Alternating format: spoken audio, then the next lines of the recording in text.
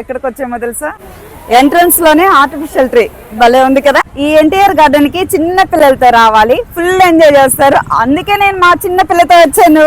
ఈ ప్రకృతి మనకు స్వాగతం పలికేటప్పుడు మనం వెళ్ళాలి కదా. కాదు కూడదు ఇంట్లో కూర్చొని టీవీ సీరియల్ సినిమాలు ప్రోగ్రామ్స్ చూస్తానంటే వాళ్ళ ఇష్టం. మనమైతే అస్సలు మిస్ చేసుకోం. చూడండి బంతిపూల సీజన్ అయ్యేసరికి ఎలా ఉన్నాయి, మొత్తం బంతిపూలు వేసేసారు. అసలు లొకేషన్ అబ్బాబ్బా సూపర్ గా ఉందండి. శ్రావణికి 2 years అప్పుడు ఇక్కడికి వచ్చాము, మళ్ళీ ఇంత అయినాక ఇక్కడికి వచ్చాము. చూడండి ఫుల్ ఎంజాయ్ చేస్తుంది. తనకి చిన్నప్పుడు గుర్తుండదు కదా, ఇదే ఫస్ట్ టైము. ఇదిగోండి సచివాలయం సైడ్కి అయితే మనకు క్లియర్ గా కనిపిస్తుంది కదా. బయటికి వెళ్ళేటప్పుడు compulsory snacks, water, cool drinks, జ్యూస్లు ఇలాంటివి నేను క్యారీ చేస్తాను.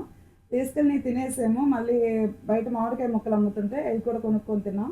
ఉప్పు కారం వేసుకొని ముక్క తింటుంటే ఉంటుందండి. అబ్బబ్బబ్బా నోట్లో నీళ్ళు ఊరుతూ ఉంటాయి. శ్రావణి అయితే తినలేకపోతుంది ఒక ముక్క కూడా. నేనైతే మొత్తం నేనే తినేసేసాను. బాగా పుల్లగా ఉన్నాయా? కొంచెం ఉప్పు కారం ఎక్కువ తినాలి, ఎక్కువ అలవాట్లేదు. పుల్ల మామిడికాయలు తింటాం, తినాలి కదా అన్నీ.